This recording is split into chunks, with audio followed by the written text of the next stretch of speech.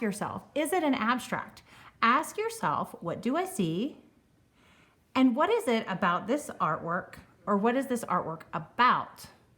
What do I think is happening?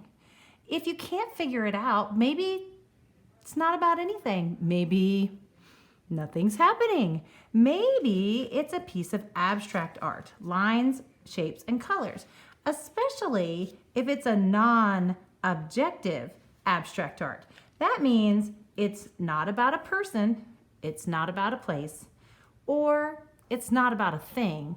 It must be abstract, and it must be about lines, shapes, and colors, because if it's non-objective, that means it has no object in it. There's no thingy that the picture is about. It's not a picture of a cat or a house or a flower or your mom. It's not a picture of a landscape. It's just lines, shapes, and colors together. And that's what we're going to create today, a non-objective abstract artwork. To get started, we need a piece of blank paper. Now, I know we're not in the art room right now, but I always do like to put my name on my artwork just so I know that it's mine. So I'm going to put Mrs. A down here at the bottom. If you want it to show, that's fine. If not, you can turn it over like this. Okay. There's a couple different ways you can start this project. I have some India ink. It's a waterproof ink that's in a little dauber. You can use paint and a Q-tip if you want to paint your first few lines, your big solid structural lines. I'm going to use this big fat Sharpie marker. Okay, and what I'm going to do is I'm going to start with one line that goes across my paper and ends on another edge of my paper. Okay, and then I'm going to make two more lines that start and stop on opposite edges of the paper. So I'm going to start one over here, and maybe I'll make one go like this.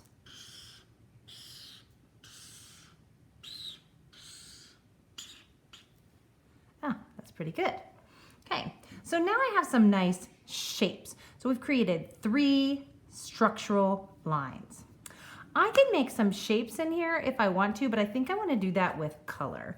So I'm going to switch from my big black Sharpie marker. Now, if you use paint or you use India ink, you're going to have to wait till it dries before you can move on. And I'm going to get out my oil pastels, and I'm going to add some texture. Now, there's a couple ways I can do this.